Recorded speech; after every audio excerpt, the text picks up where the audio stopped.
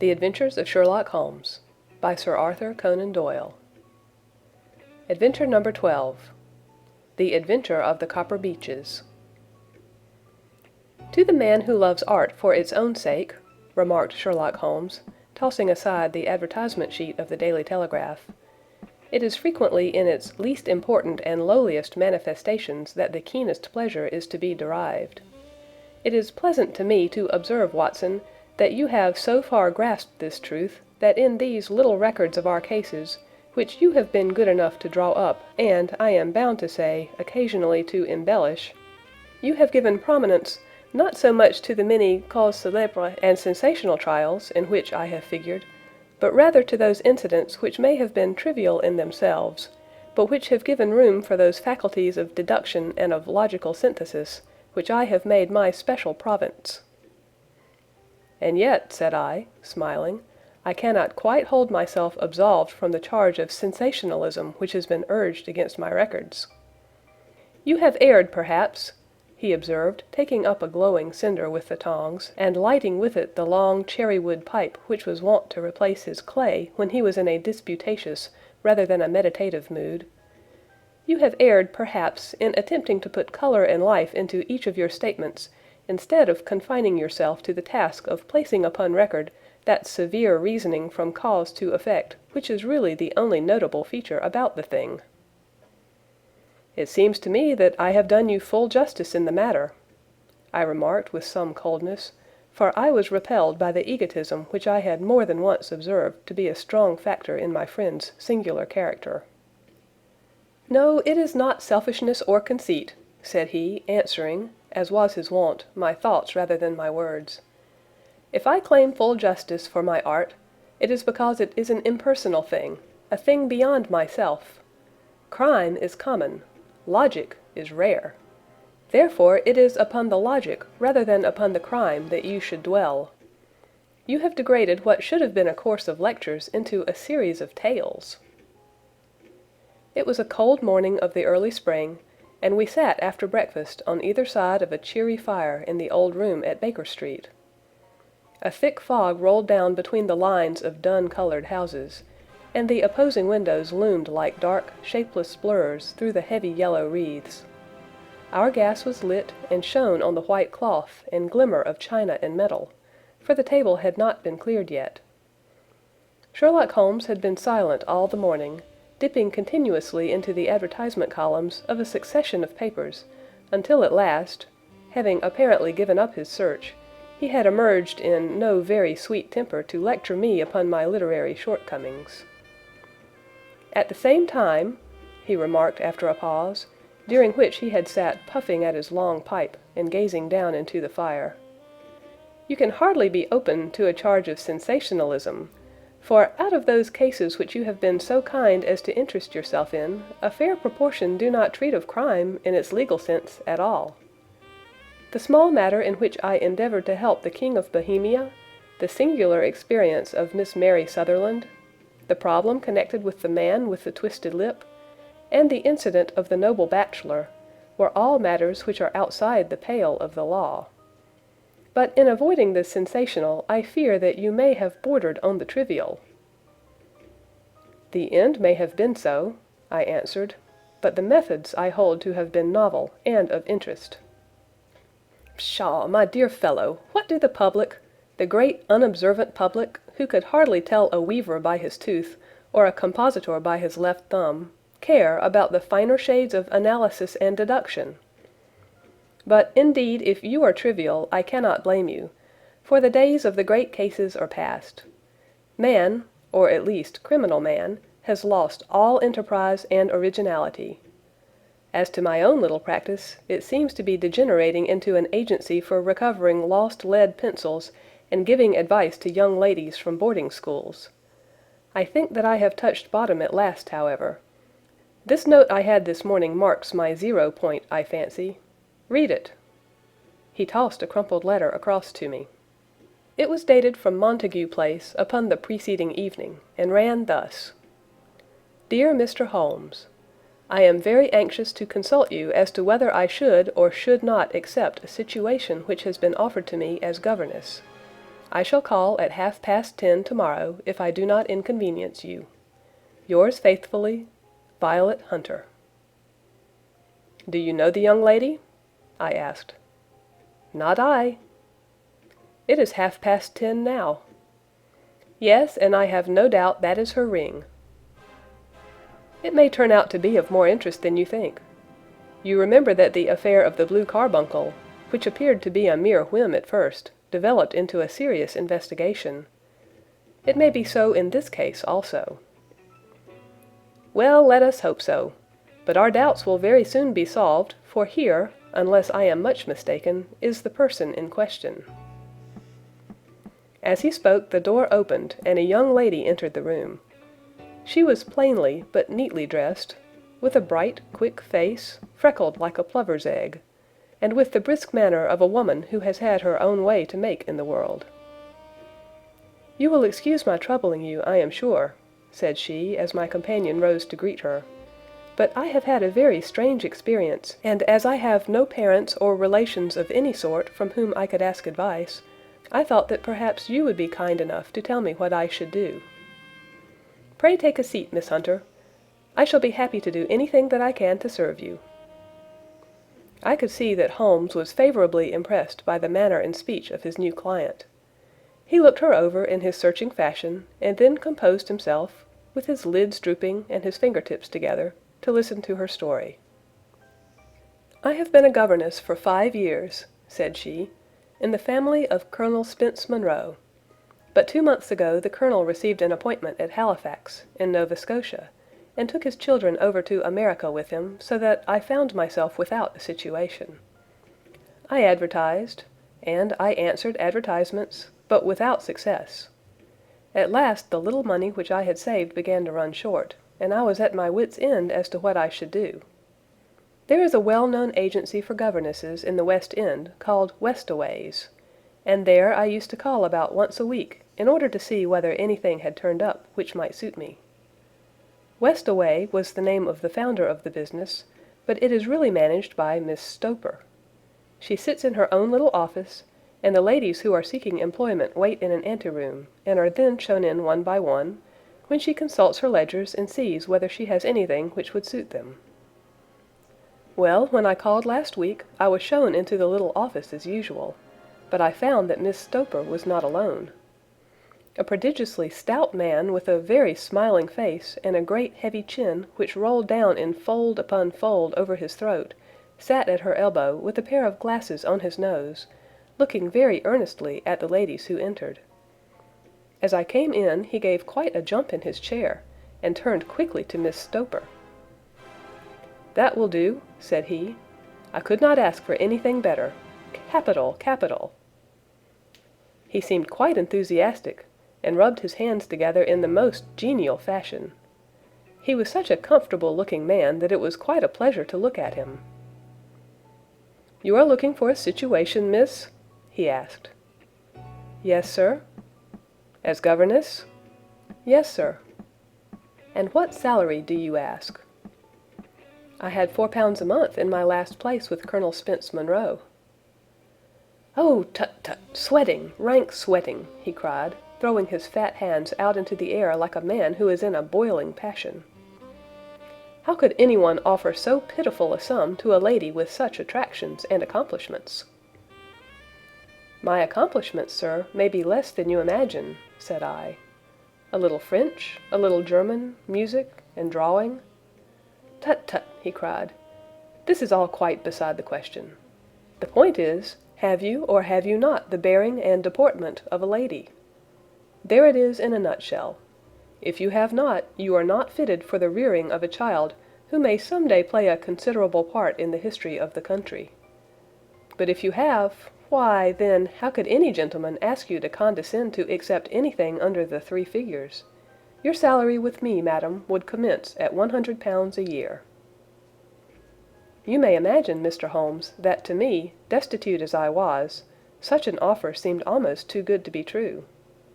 The gentleman, however, seeing perhaps the look of incredulity upon my face, opened a pocket-book and took out a note. "It is also my custom," said he, smiling in the most pleasant fashion until his eyes were just two little shining slits amid the white creases of his face, "to advance to my young ladies half their salary beforehand, so that they may meet any little expenses of their journey and their wardrobe." It seemed to me that I had never met so fascinating and so thoughtful a man. As I was already in debt to my tradesmen, the advance was a great convenience, and yet there was something unnatural about the whole transaction which made me wish to know a little more before I quite committed myself. "May I ask where you live, sir?" said I. "Hampshire. Charming rural place. The Copper Beeches, 5 miles on the far side of Winchester. It is the most lovely country, my dear young lady, and the dearest old country house." "And my duties, sir? I should be glad to know what they would be." "One child. One dear little romper just 6 years old. Oh, if you could see him killing cockroaches with a slipper, smack, smack, smack, 3 gone before you could wink." He leaned back in his chair and laughed his eyes into his head again. I was a little startled at the nature of the child's amusement, but the father's laughter made me think that perhaps he was joking. "My sole duties, then," I asked, "are to take charge of a single child?"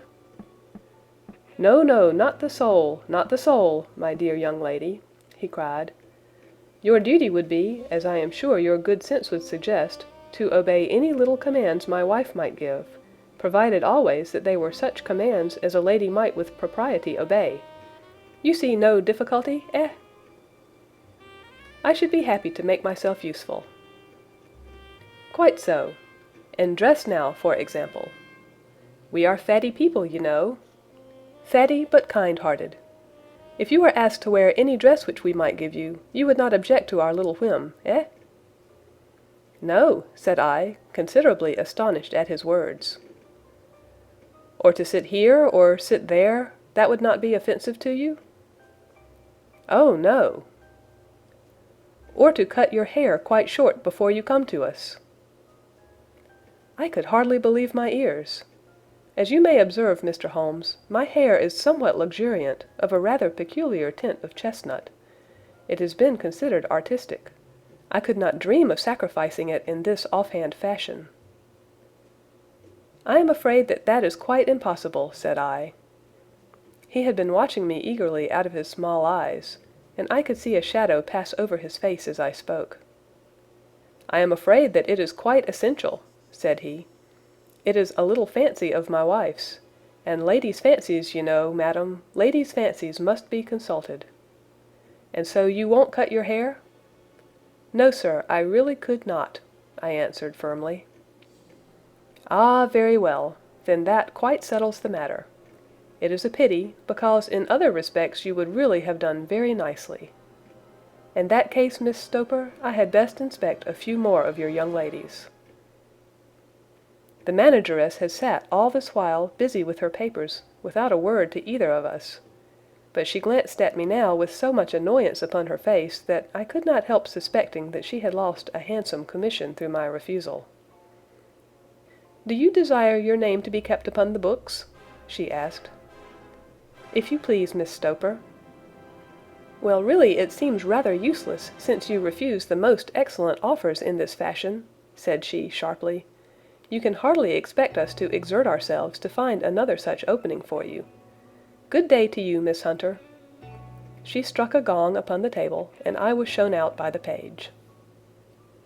Well, Mr. Holmes, when I got back to my lodgings and found little enough in the cupboard, and 2 or 3 bills upon the table, I began to ask myself whether I had not done a very foolish thing. After all, if these people had strange fads and expected obedience on the most extraordinary matters, they were at least ready to pay for their eccentricity. Very few governesses in England are getting £100 a year. Besides, what use was my hair to me? Many people are improved by wearing it short, and perhaps I should be among the number. Next day I was inclined to think that I had made a mistake, and by the day after I was sure of it. I had almost overcome my pride so far as to go back to the agency and inquire whether the place was still open, when I received this letter from the gentleman himself. I have it here, and I will read it to you. The Copper Beeches, near Winchester. Dear Miss Hunter, Miss Stoper has very kindly given me your address, and I write from here to ask you whether you have reconsidered your decision. My wife is very anxious that you should come, for she has been much attracted by my description of you. We are willing to give £30 a quarter, or £120 a year, so as to recompense you for any little inconvenience which our fads may cause you. They are not very exacting, after all. My wife is fond of a particular shade of electric blue, and would like you to wear such a dress indoors in the morning. You need not, however, go to the expense of purchasing one, as we have one belonging to my dear daughter Alice, now in Philadelphia, which would, I should think, fit you very well. Then, as to sitting here or there, or amusing yourself in any manner indicated, that need cause you no inconvenience. As regards your hair, it is no doubt a pity, especially as I could not help remarking its beauty during our short interview. But I am afraid that I must remain firm upon this point, and I only hope that the increased salary may recompense you for the loss. Your duties, as far as the child is concerned, are very light. Now do try to come, and I shall meet you with the dog-cart at Winchester. Let me know your train. Yours faithfully, Jethro Rucastle. That is the letter which I have just received, Mr. Holmes, and my mind is made up that I will accept it. I thought, however, that before taking the final step, I should like to submit the whole matter to your consideration. Well, Miss Hunter, if your mind is made up, that settles the question, said Holmes, smiling. But you would not advise me to refuse. I confess that it is not the situation which I should like to see a sister of mine apply for. What is the meaning of it all, Mr. Holmes? Ah, I have no data. I cannot tell. Perhaps you have yourself formed some opinion? Well, there seems to me to be only one possible solution. Mr. Rucastle seemed to be a very kind, good-natured man. Is it not possible that his wife is a lunatic, and that he desires to keep the matter quiet for fear she should be taken to an asylum, and that he humors her fancies in every way in order to prevent an outbreak? That is a possible solution. In fact, as matters stand, it is the most probable one. But in any case, it does not seem to be a nice household for a young lady. But the money, Mr. Holmes, the money! Well, yes, of course, the pay is good, too good. That is what makes me uneasy. Why should they give you £120 a year when they could have their pick for £40? There must be some strong reason behind. I thought that if I told you the circumstances you would understand afterwards if I wanted your help. I should feel so much stronger if I felt that you are at the back of me. Oh, you may carry that feeling away with you. I assure you that your little problem promises to be the most interesting which has come my way for some months. There is something distinctly novel about some of the features. If you should find yourself in doubt or in danger— Danger? What danger do you foresee? Holmes shook his head gravely. It would cease to be a danger if we could define it, said he. But at any time, day or night, a telegram would bring me down to your help. That is enough. She rose briskly from her chair with the anxiety all swept from her face. I shall go down to Hampshire quite easy in my mind now. I shall write to Mr. Rucastle at once, sacrifice my poor hair tonight, and start for Winchester tomorrow. With a few grateful words to Holmes, she bade us both good night and bustled off upon her way. At least, said I as we heard her quick, firm steps descending the stairs, she seems to be a young lady who is very well able to take care of herself. And she would need to be, said Holmes gravely. I am much mistaken if we do not hear from her before many days are past. It was not very long before my friend's prediction was fulfilled. A fortnight went by, during which I frequently found my thoughts turning in her direction, and wondering what strange side alley of human experience this lonely woman had strayed into. The unusual salary, the curious conditions, the light duties, all pointed to something abnormal, though whether a fad or a plot, or whether the man were a philanthropist or a villain, it was quite beyond my powers to determine. As to Holmes, I observed that he sat frequently for half an hour on end, with knitted brows and an abstracted air, but he swept the matter away with a wave of his hand when I mentioned it. "Data, data, data!" he cried impatiently. "I can't make bricks without clay." And yet he would always wind up by muttering that no sister of his should ever have accepted such a situation. The telegram which we eventually received came late one night, just as I was thinking of turning in, and Holmes was settling down to one of those all-night chemical researches which he frequently indulged in, when I would leave him stooping over a retort and a test tube at night, and find him in the same position when I came down to breakfast in the morning. He opened the yellow envelope, and then, glancing at the message, threw it across to me. "Just look up the trains in Bradshaw," said he, and turned back to his chemical studies. The summons was a brief and urgent one. "Please be at the Black Swan Hotel at Winchester at midday tomorrow," it said. "Do come. I am at my wits' end. Hunter." "Will you come with me?" asked Holmes, glancing up. "I should wish to." "Just look it up, then." "There is a train at 9:30, said I, glancing over my Bradshaw. "It is due at Winchester at 11:30. "That will do very nicely. Then perhaps I had better postpone my analysis of the acetones, as we may need to be at our best in the morning." By 11 o'clock the next day we were well upon our way to the old English capital. Holmes had been buried in the morning papers all the way down, but after we had passed the Hampshire border he threw them down and began to admire the scenery. It was an ideal spring day, a light blue sky, flecked with little fleecy white clouds drifting across from west to east. The sun was shining very brightly, and yet there was an exhilarating nip in the air, which set an edge to a man's energy. All over the countryside, away to the rolling hills around Aldershot, the little red and grey roofs of the farmsteadings peeped out from amid the light green of the new foliage. "Are they not fresh and beautiful?" I cried with all the enthusiasm of a man fresh from the fogs of Baker Street. But Holmes shook his head gravely.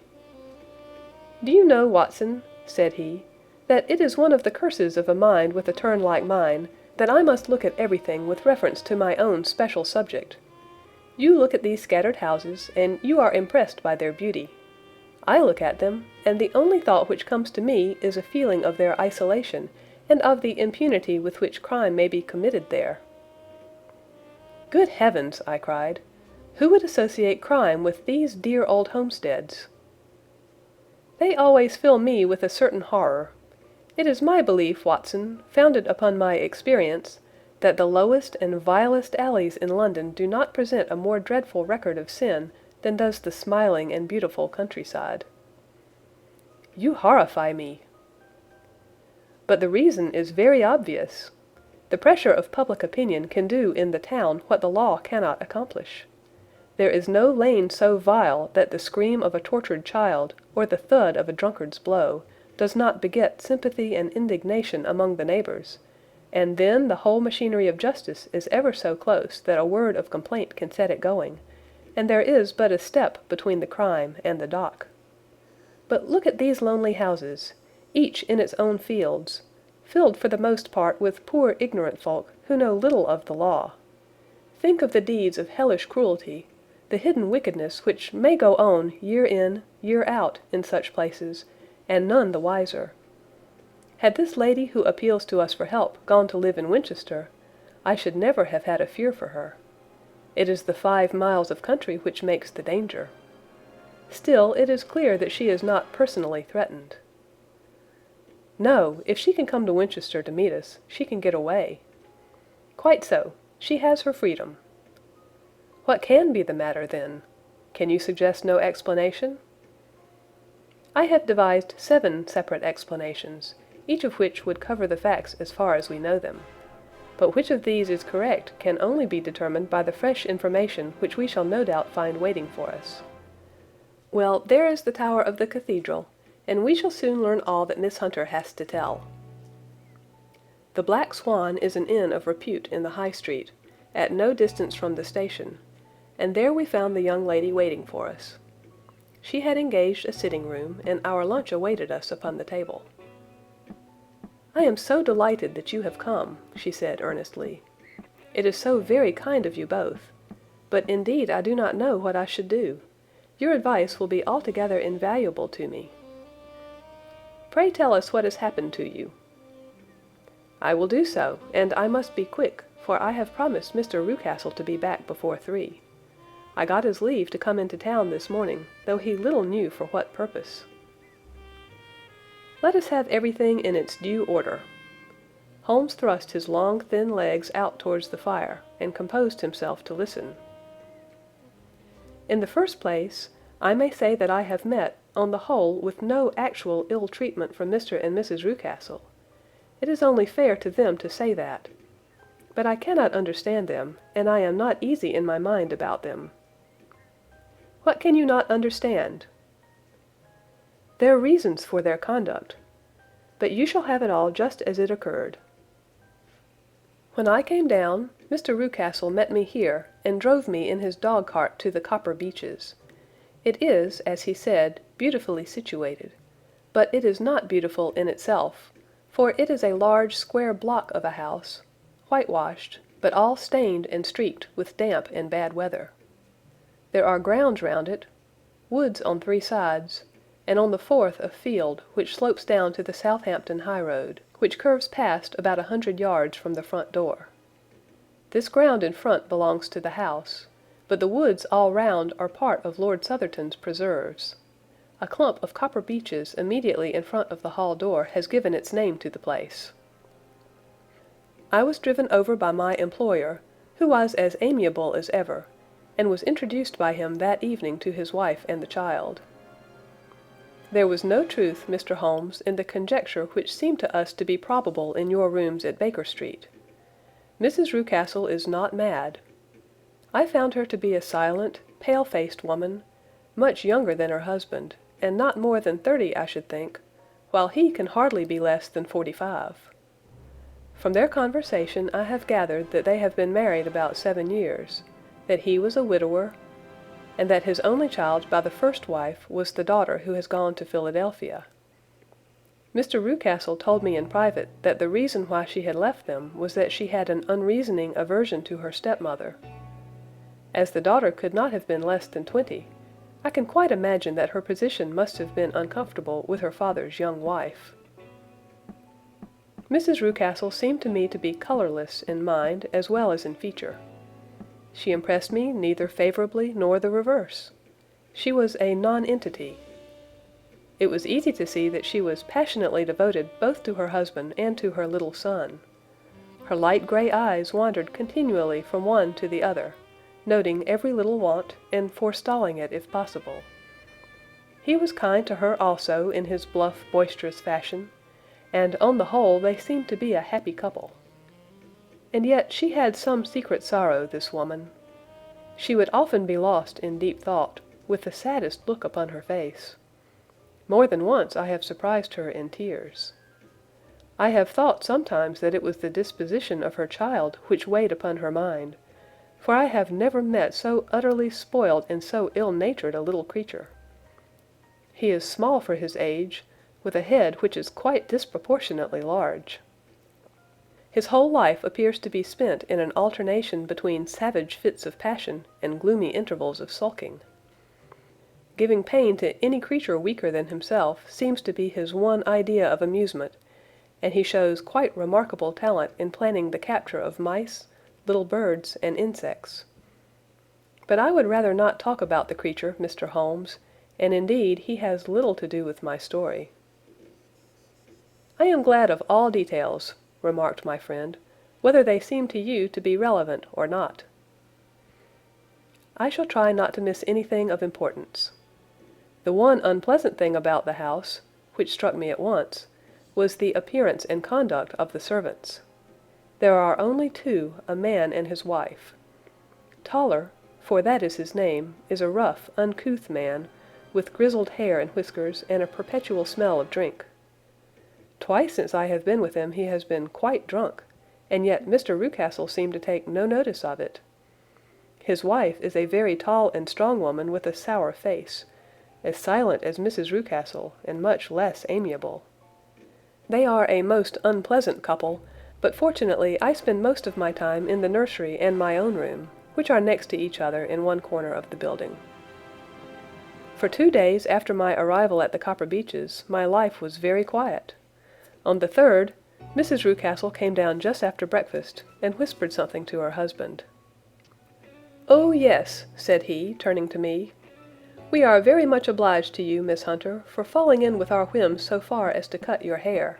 I assure you that it has not detracted in the tiniest iota from your appearance.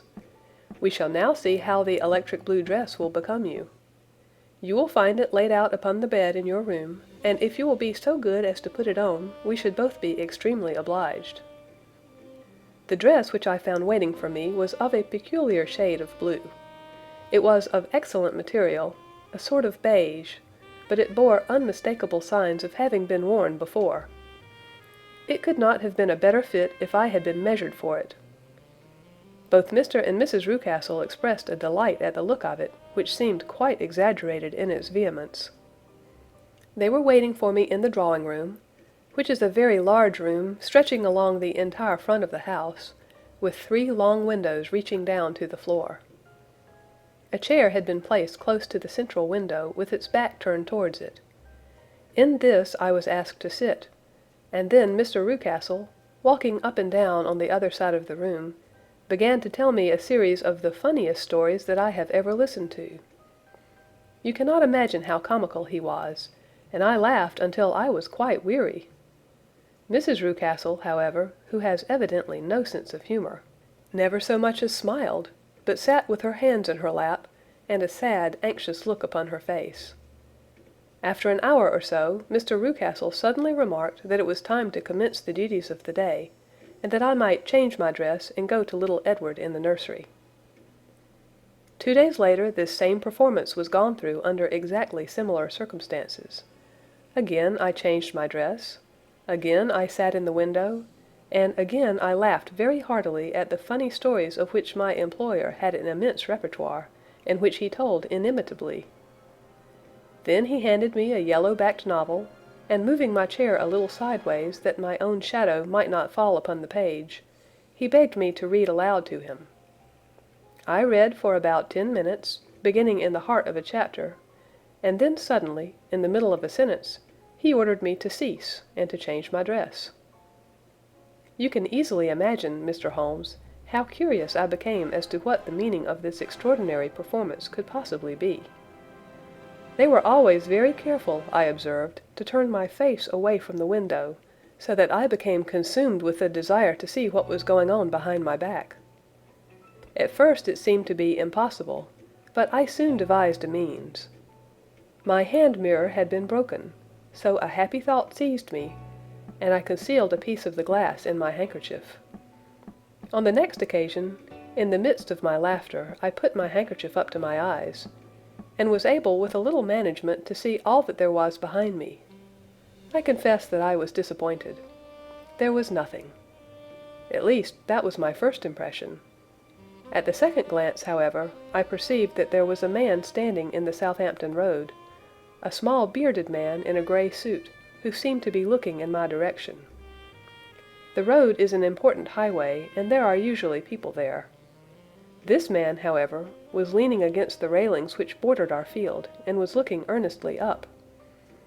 I lowered my handkerchief and glanced at Mrs. Rucastle, to find her eyes fixed upon me with a most searching gaze.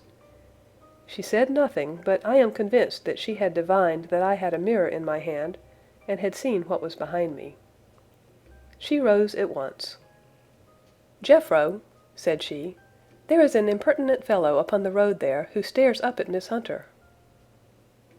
"No friend of yours, Miss Hunter?" he asked. "No, I know no one in these parts." "Dear me, how very impertinent! Kindly turn round and motion to him to go away." "Surely it would be better to take no notice." "No, no, we should have him loitering here always. Kindly turn round and wave him away like that." I did as I was told, and at the same instant Mrs. Rucastle drew down the blind. That was a week ago, and from that time I have not sat again in the window, nor have I worn the blue dress, nor seen the man in the road. "Pray continue," said Holmes. "Your narrative promises to be a most interesting one." "You will find it rather disconnected, I fear, and there may prove to be little relation between the different incidents of which I speak. On the very first day that I was at the Copper Beeches, Mr. Rucastle took me to a small outhouse which stands near the kitchen door. As we approached it, I heard the sharp rattling of a chain and the sound as of a large animal moving about. "Look in here," said Mr. Rucastle, showing me a slit between two planks. "Is he not a beauty?" I looked through and was conscious of two glowing eyes and of a vague figure huddled up in the darkness. "Don't be frightened," said my employer, laughing at the start which I had given. "It's only Carlo, my mastiff. I call him mine, but really old Toller, my groom, is the only man who can do anything with him. We feed him once a day, and not too much then, so that he is always as keen as mustard. Toller lets him loose every night, and God help the trespasser whom he lays his fangs upon. For goodness' sake, don't you ever on any pretext set your foot over the threshold at night, for it's as much as your life is worth." The warning was no idle one, for 2 nights later I happened to look out of my bedroom window about 2 o'clock in the morning. It was a beautiful moonlight night, and the lawn in front of the house was silvered over and almost as bright as day. I was standing, wrapped in the peaceful beauty of the scene, when I was aware that something was moving under the shadow of the Copper Beeches. As it emerged into the moonshine, I saw what it was. It was a giant dog, as large as a calf, tawny tinted, with hanging jowl, black muzzle, and huge projecting bones. It walked slowly across the lawn and vanished into the shadow upon the other side. That dreadful sentinel sent a chill to my heart which I do not think that any burglar could have done. And now I have a very strange experience to tell you. I had, as you know, cut off my hair in London, and I had placed it in a great coil at the bottom of my trunk. One evening, after the child was in bed, I began to amuse myself by examining the furniture of my room, and by rearranging my own little things. There was an old chest of drawers in the room, the 2 upper ones empty and open, the lower one locked. I had filled the first 2 with my linen, and as I had still much to pack away, I was naturally annoyed at not having the use of the 3rd drawer. It struck me that it might have been fastened by a mere oversight, so I took out my bunch of keys and tried to open it. The very first key fitted to perfection, and I drew the drawer open. There was only one thing in it, but I am sure that you would never guess what it was. It was my coil of hair. I took it up and examined it. It was of the same peculiar tint, and the same thickness. But then the impossibility of the thing obtruded itself upon me. How could my hair have been locked in the drawer? With trembling hands I undid my trunk, turned out the contents, and drew from the bottom my own hair. I laid the 2 tresses together, and I assure you that they were identical. Was it not extraordinary? Puzzle as I would, I could make nothing at all of what it meant. I returned the strange hair to the drawer, and I said nothing of the matter to the Rucastles, as I felt that I had put myself in the wrong by opening a drawer which they had locked. I am naturally observant, as you may have remarked, Mr. Holmes, and I soon had a pretty good plan of the whole house in my head. There was one wing, however, which appeared not to be inhabited at all. A door which faced that which led into the quarters of the Tollers opened into this suite, but it was invariably locked. One day, however, as I ascended the stair, I met Mr. Rucastle coming out through this door, his keys in his hand, and a look on his face which made him a very different person to the round, jovial man to whom I was accustomed. His cheeks were red, his brow was all crinkled with anger, and the veins stood out at his temples with passion. He locked the door and hurried past me without a word or a look. This aroused my curiosity, so when I went out for a walk in the grounds with my charge, I strolled round to the side from which I could see the windows of this part of the house. There were 4 of them in a row, 3 of which were simply dirty, while the 4th was shuttered up. They were evidently all deserted. As I strolled up and down, glancing at them occasionally, Mr. Rucastle came out to me, looking as merry and jovial as ever. "Ah," said he, "you must not think me rude if I passed you without a word, my dear young lady. I was preoccupied with business matters." I assured him that I was not offended. "By the way," said I, "you seem to have quite a suite of spare rooms up there, and one of them has the shutters up." He looked surprised and, as it seemed to me, a little startled at my remark. "Photography is one of my hobbies," said he. "I have made my dark room up there. But, dear me, what an observant young lady we have come upon! Who would have believed it? Who would have ever believed it?" He spoke in a jesting tone, but there was no jest in his eyes as he looked at me. I read suspicion there, and annoyance, but no jest. "Well, Mr. Holmes, from the moment that I understood that there was something about that suite of rooms which I was not to know, I was all on fire to go over them. It was not mere curiosity, though I have my share of that. It was more a feeling of duty, a feeling that some good might come from my penetrating to this place. They talk of woman's instinct. Perhaps it was woman's instinct which gave me that feeling. At any rate, it was there, and I was keenly on the lookout for any chance to pass the forbidden door. It was only yesterday that the chance came. I may tell you that, besides Mr. Rucastle, both Toller and his wife find something to do in these deserted rooms, and I once saw him carrying a large black linen bag with him through the door. Recently he has been drinking hard, and yesterday evening he was very drunk, and when I came upstairs there was the key in the door. I had no doubt at all that he had left it there. Mr. and Mrs. Rucastle were both downstairs, and the child was with them, so that I had an admirable opportunity.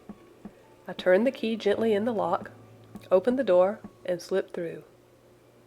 There was a little passage in front of me, unpapered and uncarpeted, which turned at a right angle at the farther end.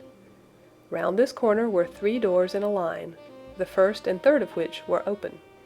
They each led into an empty room, dusty and cheerless, with 2 windows in the one and one in the other, so thick with dirt that the evening light glimmered dimly through them.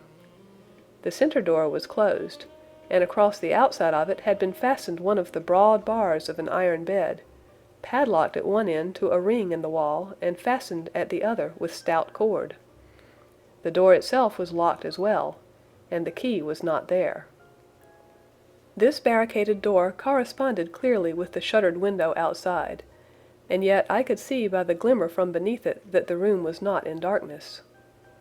Evidently there was a skylight which let in light from above.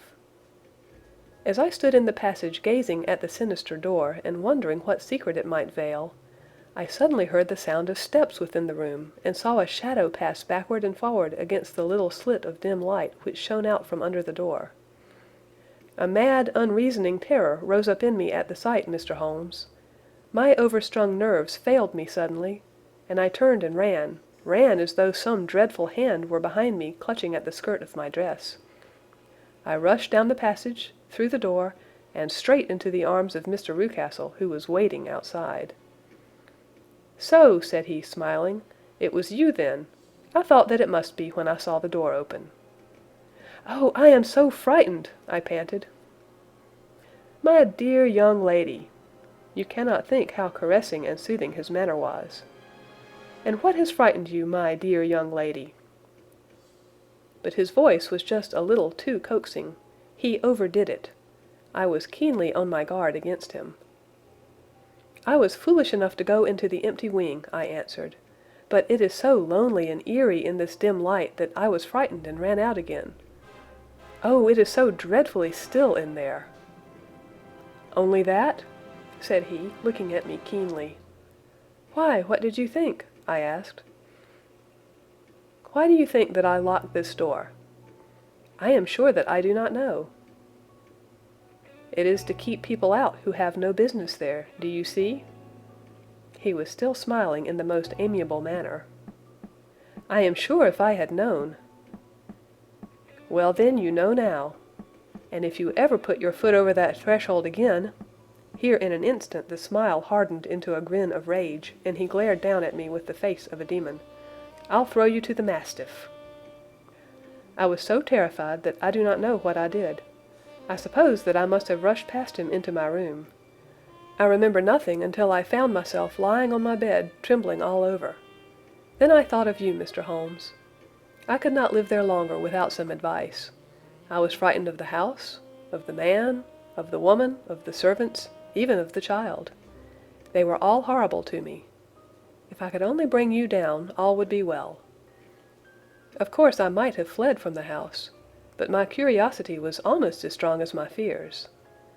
My mind was soon made up. I would send you a wire.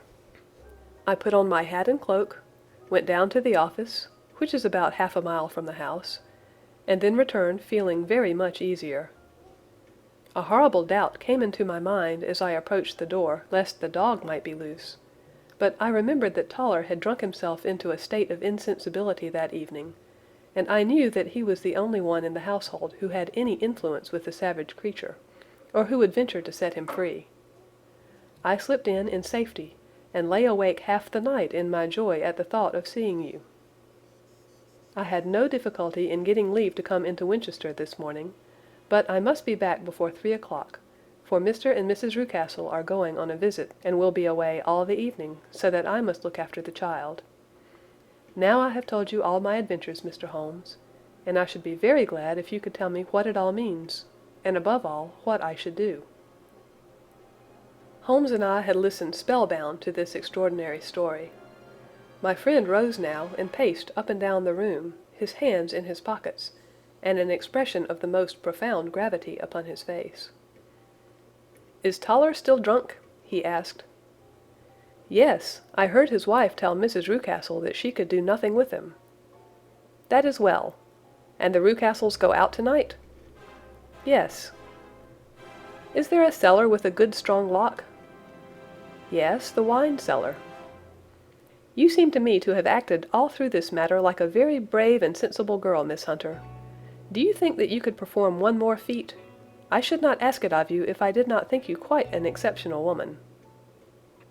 "I will try. What is it?" "We shall be at the Copper Beeches by 7 o'clock, my friend and I. The Rucastles will be gone by that time, and Toller will, we hope, be incapable. There only remains Mrs. Toller, who might give the alarm. If you could send her into the cellar on some errand, and then turn the key upon her, you would facilitate matters immensely." "I will do it."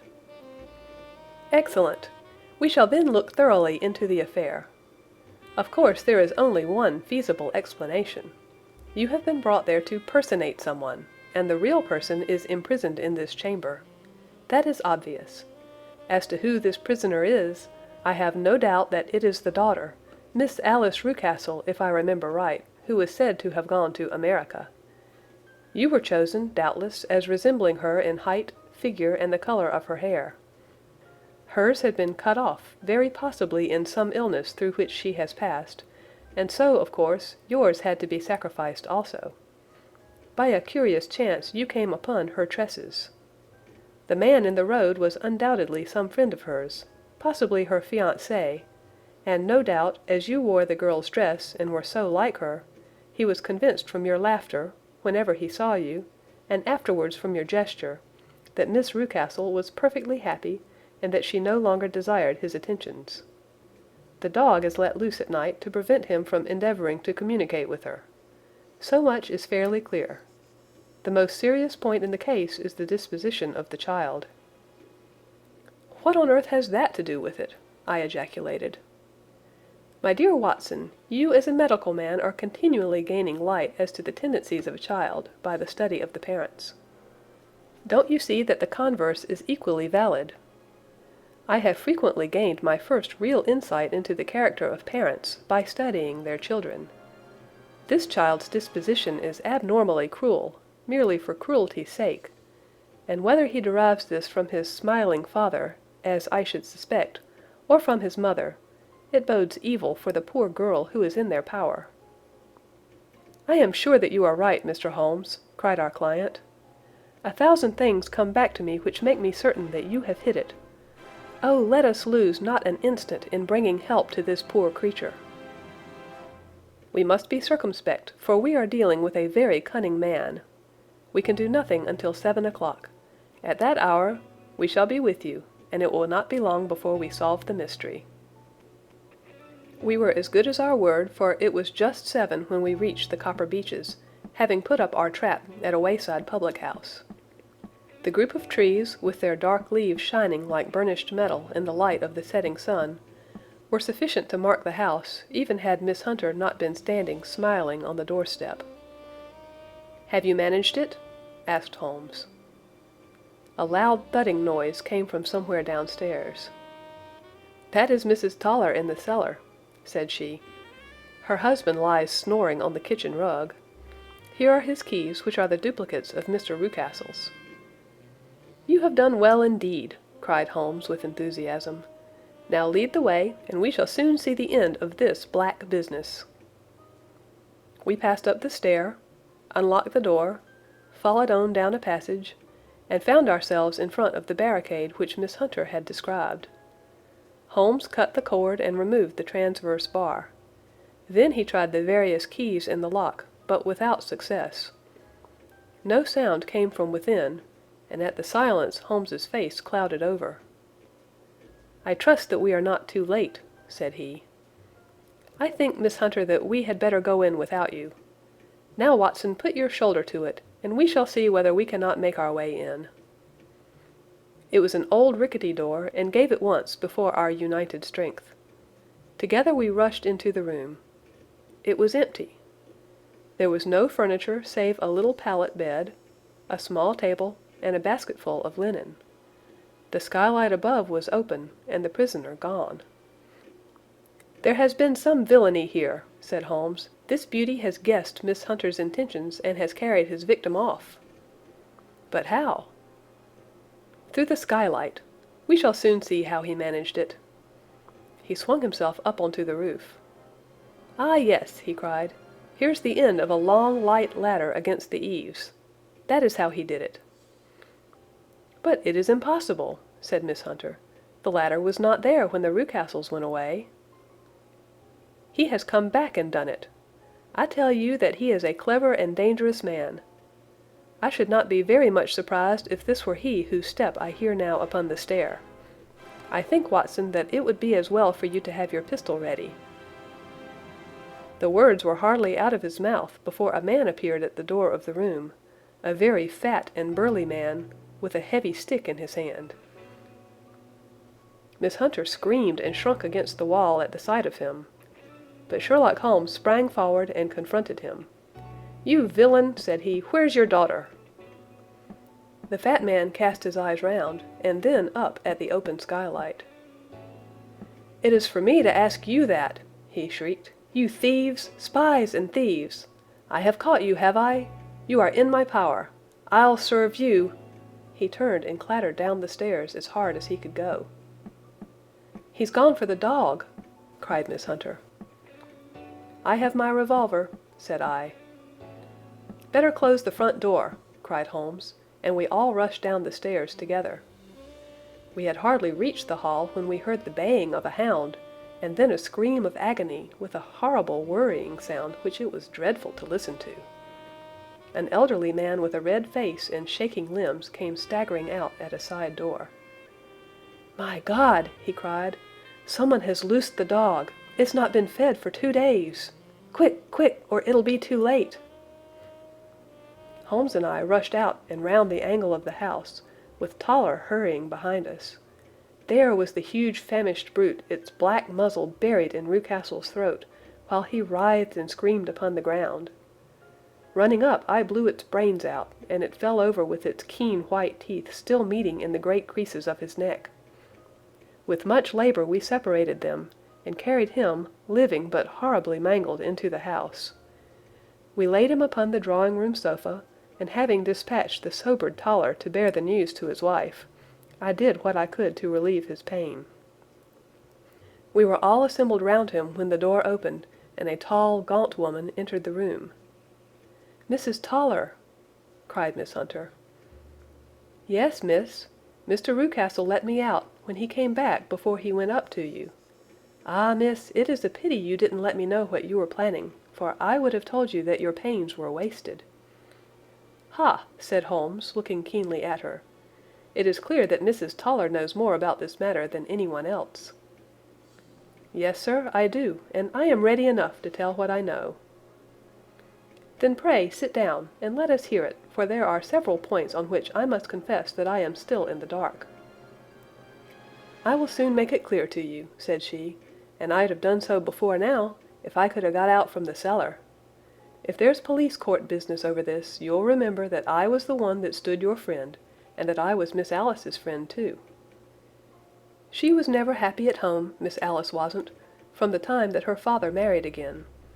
She was slighted like, and had no say in anything, but it never really became bad for her until after she met Mr. Fowler at a friend's house. As well as I could learn, Miss Alice had rights of her own by will, but she was so quiet and patient, she was, that she never said a word about them, but just left everything in Mr. Rucastle's hands. He knew he was safe with her, but when there was a chance of a husband coming forward, who would ask for all that the law would give him, then her father thought it time to put a stop on it. He wanted her to sign a paper so that whether she married or not, he could use her money. When she wouldn't do it, he kept on worrying her until she got brain fever, and for 6 weeks was at death's door. Then she got better at last, all worn to a shadow, and with her beautiful hair cut off. But that didn't make no change in her young man, and he stuck to her as true as man could be." "Ah," said Holmes, "I think that what you have been good enough to tell us makes the matter fairly clear, and that I can deduce all that remains. Mr. Rucastle, then, I presume, took to this system of imprisonment?" "Yes, sir." "And brought Miss Hunter down from London in order to get rid of the disagreeable persistence of Mr. Fowler?" "That was it, sir." "But Mr. Fowler, being a persevering man, as a good seaman should be, blockaded the house, and having met you, succeeded by certain arguments, metallic or otherwise, in convincing you that your interests were the same as his." "Mr. Fowler was a very kind-spoken, free-handed gentleman," said Mrs. Toller serenely. "And in this way he managed that your good man should have no want of drink, and that a ladder should be ready at the moment when your master had gone out.